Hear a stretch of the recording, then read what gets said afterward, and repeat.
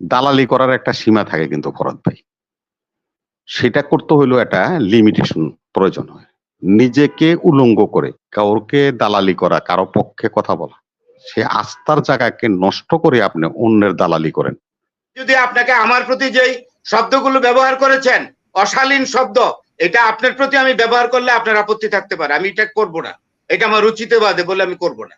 আমি শুধু আপনি আমাকে দোষারোপ করেছেন সেটা সম্পর্কে আমি বলছি, আমি দিই নাই। আমি বলছি আপনার মানুষ গড়ার কারিগর, আপনি একজন শিক্ষক, আপনার কাছে আপনি একটা শব্দ ব্যবহার করেছেন, আপনি ভুলে যাচ্ছেন কেন? দালালি করবেন না, এটা বলছি না। আপনি এই কথাটা কেন বলবেন? আমি যে এটা করছি আপনি কেন বলবেন? সম্বন্ধে যে কথাটা নিয়ে আসছেন ফরহাদ ভাই, কয়েকটা টক শোতে আমি দেখছি উনি একজন বাংলাদেশের সর্বোচ্চ বিদ্যাপীঠের থেকে শিক্ষা গ্রহণ করে এখন মানুষ গড়েন একজন শিক্ষক, শ্রদ্ধা রেখে আমি বলছি। দালালি করার একটা সীমা থাকে কিন্তু ফরহাদ ভাই। সেটা করতে হইলেও একটা লিমিটেশন প্রয়োজন হয়। নিজেকে উলঙ্গ করে কাউকে দালালি করা, কারো পক্ষে কথা বলা, নিজের গ্রহণযোগ্যতাকে নষ্ট করা, নিজের যে আপনার এই আপনাকে যে শ্রদ্ধাবোধ এবং আপনার প্রতি আমাদের যে একটা আস্থা, সে আস্থার জায়গাকে নষ্ট করে আপনি অন্যের দালালি করেন। গত কয়েকদিন টকশোতে যেভাবে করছেন, এটা আমার দৃষ্টিতে ভালো লাগে নাই। আপনি বললেন মানব জমিনের মতিউর রহমান যেই তথ্য দিয়েছে আজিজ আহমেদ সম্বন্ধে, আপনাকে আবারও বুঝতে হবে। আমি একসময় পত্রিকার সাথে সাংবাদিকতার সাথে জড়িত ছিলাম। পত্রিকা কোনো এভিডেন্স ছাড়া কোনো নিউজ করতে পারে না। সে পত্রিকার ডিক্লারেশন বাতিল হবে, সে পত্রিকার সম্পাদক সংশ্লিষ্ট যারা আছে সকলকে আইনের আওতায় আসতে হবে। উইদাউট এভিডেন্স একটা বাড়ি অমুক জায়গায় মনিরের নাম লেখাই দিল, এত সোজা না।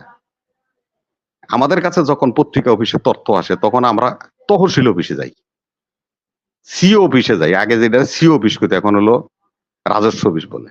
আমরা ওইখানে যাই, ওই কাগজ দিয়া ভলিউম দেখি যে এই ভলিউমে মিলন ভাইয়ের নামে 5 কাঠা জায়গা, এটা মিউটেশন খারিজ আছে কিনা, এটা সত্য কিনা, ভলিউমে ওই নাম আছে কিনা, সেটা যাচাই বাছাই করে তারপরে কিন্তু নিউজ করতে হয়।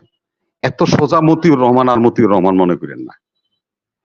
এরকম মতিউর রহমান ইচ্ছা করলে যে কোনো নিউজ করতে পারে না, এবং কার বিরুদ্ধে নিউজটা করতেছে আপনাকে সেটাও বুঝতে হবে।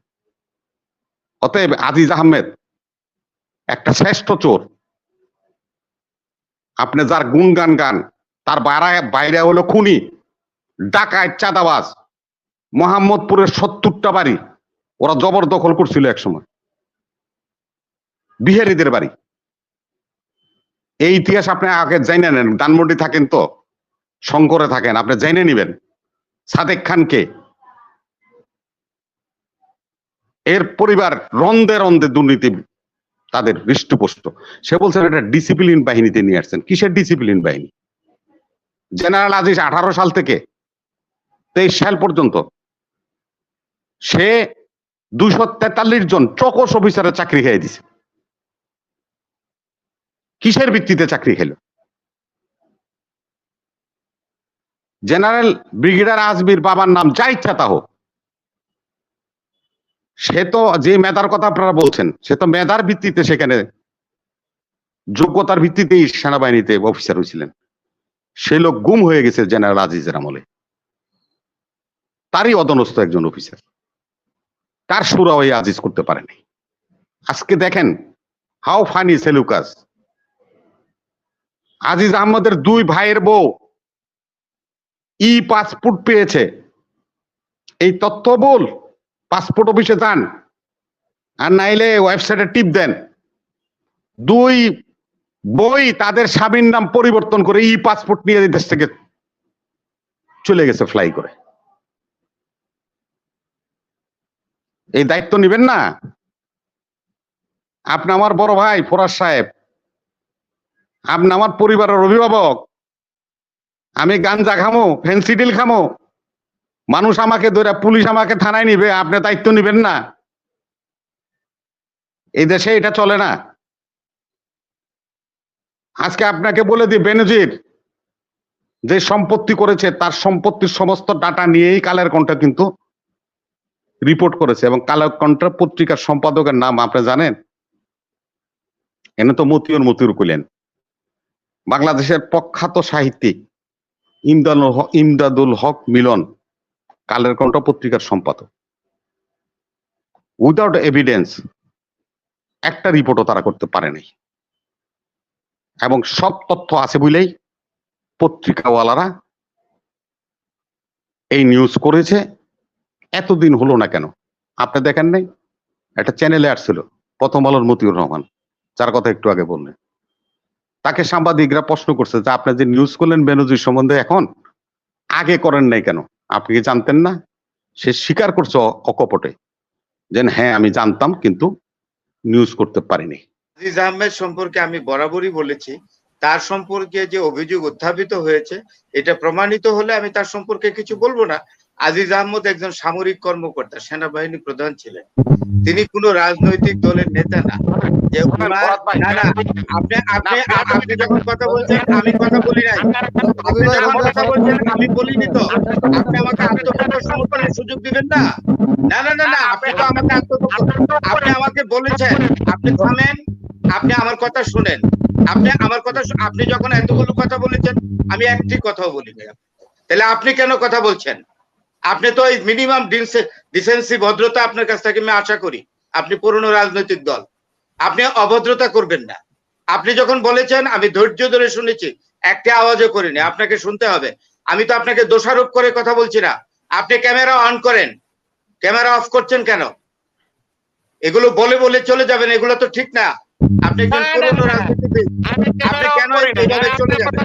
আপনি শুনেন, আপনার সঙ্গে আমার ঝগড়া নাই। শুনেন রবি ভাই, আপনি এসে এই শব্দগুলো ব্যবহার কেন করলেন? আমি শেষ করি কথাটা, আমি শেষ করে আপনি আমাকে কথা বলতে দেন, নাইলে আমি শো বন্ধ করে চলে যাব। আপনাকে কিন্তু আমি একবারও দোষারোপ করে বন্ধ কথা বলেছি, আপনি আমার সম্পর্কে বন্ধ কথা বলেছেন। আপনি তো আমাকে কথা বলতে দিবেন। উনি যখন কথা বলছেন আমি একটি কথা বলেছি, উনি কি আমাকে কথাটা বলতে দিবে না? উনি আমাকে দোষারোপ করবে, আমার তো একটা জবাব নেবেন উনি। উনি প্রথমেই বলেছেন আমি শঙ্করে থাকি, এটা ভুল। আমি বলেছি আমি মোহাম্মদপুরে থাকি 32 বছর। এই ধরনের রিপোর্ট আমার কাছে নাই। এই যে ওনার ইমপেশেন্ট অ্যাটিটিউড, আমি কি অস্থিরতা দেখিয়েছি? উনি যখন কথা বলেছেন আমি বাধা দিয়েছি একবারও? তাহলে তো ওনার উচিত হবে আমার কথাটা শোনা। আপনি শোনেন, আমি আপনাকে দোষ দিয়ে কথা বলছি না তো। আপনি এত উতলা হচ্ছেন কেন? আমি যদি আপনাকে আমার প্রতি যেই শব্দগুলো ব্যবহার করেছেন, অশালীন শব্দ, এটা আপনার প্রতি আমি ব্যবহার করলে আপনার আপত্তি থাকতে পারে, আমি এটা করব না। এটা আমার রুচিতে বাদে বলে আমি করব না। আমি শুধু আপনি আমাকে দোষারোপ করেছেন সেটা সম্পর্কে আমি বলছি। আমি বলছি আপনার মানুষ গড়ার কারিগর, আপনি একজন শিক্ষক, আপনার আপনি একটা শব্দ ব্যবহার করেছেন, আপনি ভুলে যাচ্ছেন কেন? দালালি করবেন না, এটা বলছি না। আপনি এই কথাটা কেন বলবেন? আমি যে এটা করছি আপনি কেন বললেন? আপনি আমার কথা শুনেন, তারপরে তো শব্দটা ব্যবহার করবেন। এটাই তো আপনার উচিত হয় নাই। আমি কি আপনার সম্পর্কে এই কথা বলেছি যে আপনি এই শব্দটা আমাকে কেন ব্যবহার করবেন? শব্দ চয়ন ঠিক করবেন। আমিও তো আপনার কাছ থেকে শিখতে পারি। আপনার কাছ থেকে আমি শিখবো। যেহেতু উলঙ্গ হয়ে তাদের এখন পর্যন্ত একটা খারাপ শব্দ আপনাকে আমি ব্যবহার করলাম না। আপনি শুনেন, আপনি ব্যবহার করেছেন, শোনেন,